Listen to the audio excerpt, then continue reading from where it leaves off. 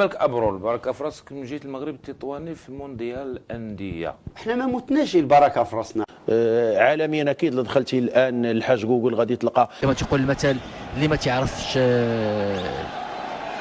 يلعب تيقول الملعب واسع. راه لو كان شي ماتش في البطوله كان قلنا بايع الماتش.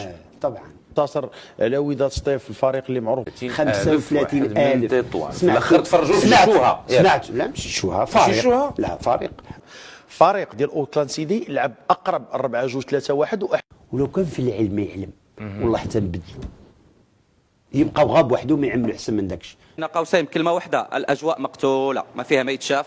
ودار اون فيديو اللي كترجع ل5 شهور هذه وتحط او 3 شهور هذه وتحط على اساس ان الامطار الاخيره هي اللي سبات في هذا الشيء. فاعتقد بان هذا الشيء غير هذا احساس وسلوك غير مواطن. لان 3-6 ما عمرك شفت في الدرجه. لا لان خلى شويه رونالدو قريب من زيدان في الهجوم والاخرين كيشتغلوا كثير. قدرتيش تستقل مثلا من بعد؟ علاش نستقل؟ الناس قالوا مهزله. انا مرحبا. السلام على سموه السادة وزير الداخلية، رئيس الاتحاد الدولي لكرة القدم، رئيس ريال مدريد الإسباني وسان لورينزو الأرجنتيني، رئيس اللجنة الأولمبية الوطنية المغربية، ولجهة مراكش تنسيف الحوز. اسمح لي في كازا بيعتونا العجل حتى لاخر لحظه. طبعا وكنقولوا بيعناكم اللحم ماشي العجل. شنو العجل؟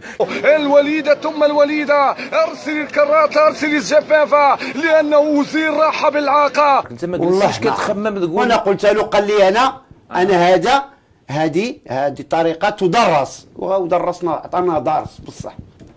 عطاكم درس والله لا درس.